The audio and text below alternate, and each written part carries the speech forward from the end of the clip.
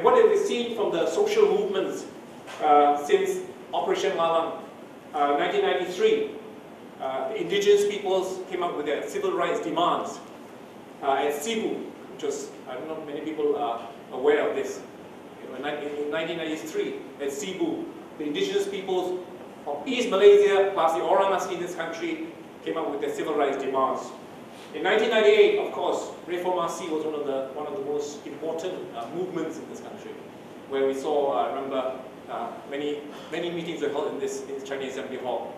Young people today is still with us. I hope that Isham will elaborate more about the Reformasi movement all these years. Very important development in the social movements of this country. 1999, the Indian Malaysians handed in the 51 demands, okay, the concerned group of Indian Malaysians. And of course there was Su Chu from the Chinese associations. I'll talk about Su Chu later on in a bit more. But what happened in 2001 was the Kampung Medan riots. It's not so much a social movement, but it was a very important,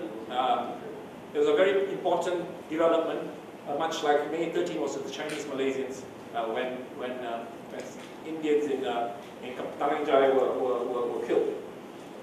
2007, two very important movements, Bersih and Hindraf, which I believe, if they hadn't happened, 2008 general elections would have been that political tsunami. Okay, 2009, we see the orang asli getting together for the first time, united, all the orang asli in West Malaysia, united for the demonstration and the handing of a memorandum to Putrajaya.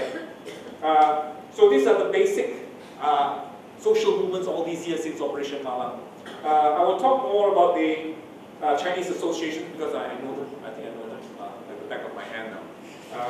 And I think what is important is that from 1999 onwards, with the Su Chu, so-called appeals, in 1999 before the elections, came up with these Su Chu demands. I remember we had a meeting here in this very room, and there were very multi-ethnic group, and people were saying, hey, this is good, Su Chu demands are very, very fair, very multi-ethnic, etc. But then the leaders in the Chinese associations withdrew some of their demands when the UMNO youth demonstrated outside the Chinese Assembly Hall, threatening to burn the Chinese Assembly Hall. I think our lawyer, Sir, is there, okay? He was handed the memorandum by UMNO youth. And then they withdrew some of these demands, which I think is completely wrong.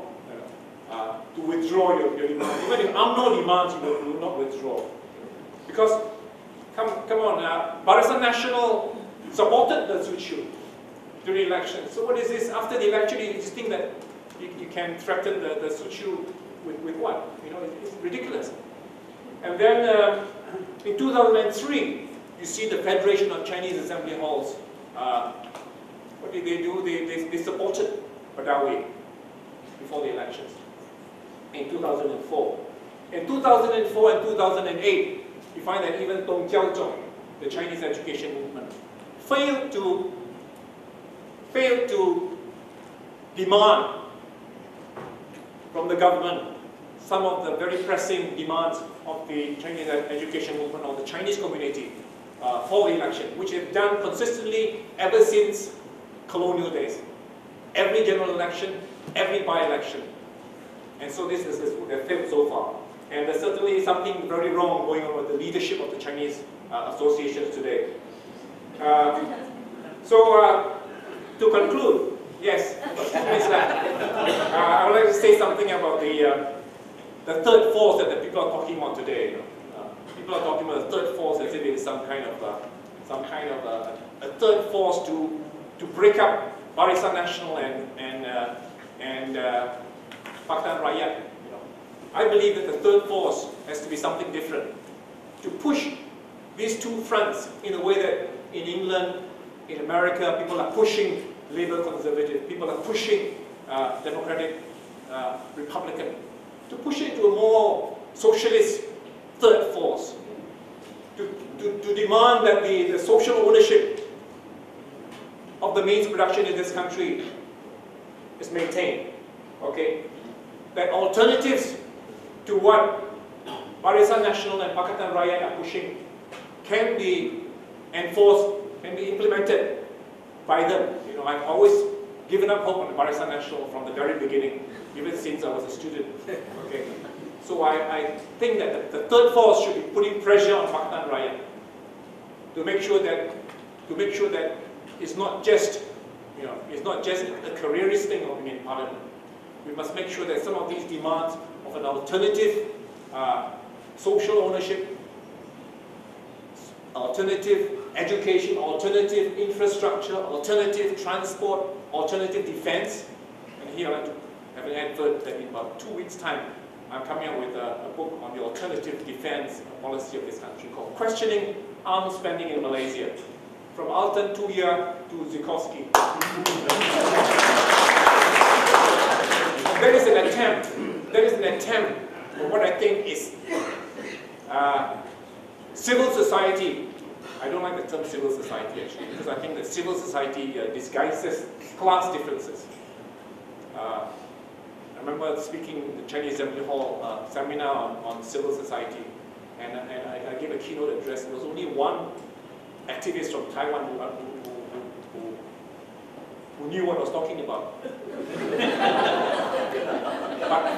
but I would like to stress that what is important about is the class differences, and NGOs should be pushing for this alternative to what Pakatan Rakyat and Barisan Nasional is doing now.